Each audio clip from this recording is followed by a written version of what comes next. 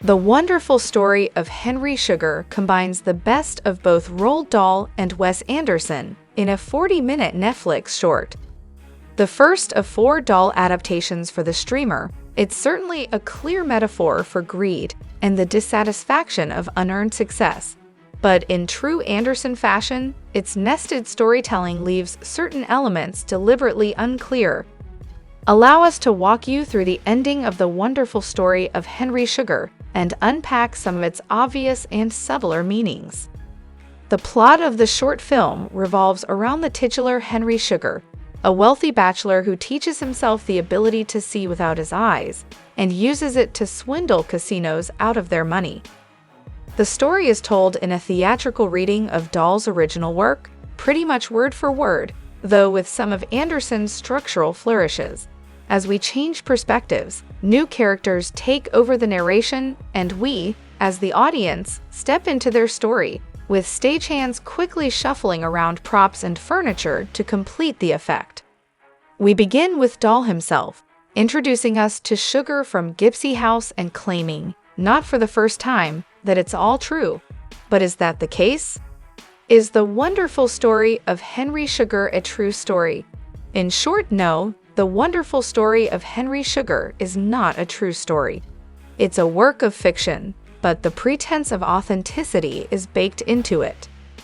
There are claims that Henry Sugar is a pseudonym for a real man whose name has been changed to protect his well-to-do family. It's a fun gimmick, but also untrue. This is also the case for other supporting characters, such as Dr. Chatterjee and, yes, Imdad Khan. Although the idea of being able to see without eyes, either due to blindness or in some other, more performative way, as depicted here, is not entirely unheard of. Early in the film, Henry steals a notebook from a library that contains the first-hand account of Dr. Chatterjee's work with Imdad Khan, a traveling circus performer who had developed the ability, through years of practice under the tutelage of a yogi, to see with his eyes completely obscured.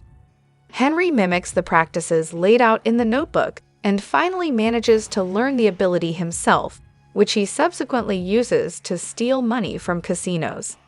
The short film takes deliberate shortcuts to obscure how this ability works, implying that it's simply a matter of patience and practice when it's really just a bit of hokey magical realism to support the story's underlying point about the worthlessness of ill-gotten gains.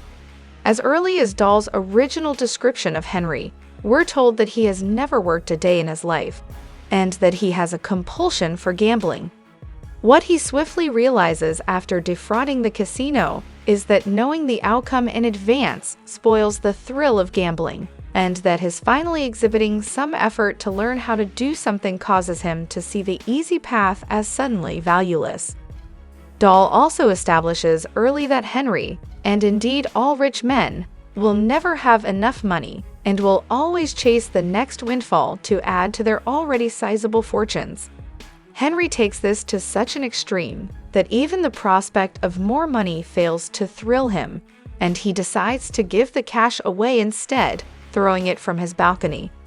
Having lived his life as a very rich man, Henry eventually dies without a penny to his name, having lived a much fuller life spending money as opposed to hoarding it. What did you think of the ending of the wonderful story of Henry Sugar? Let us know in the comments.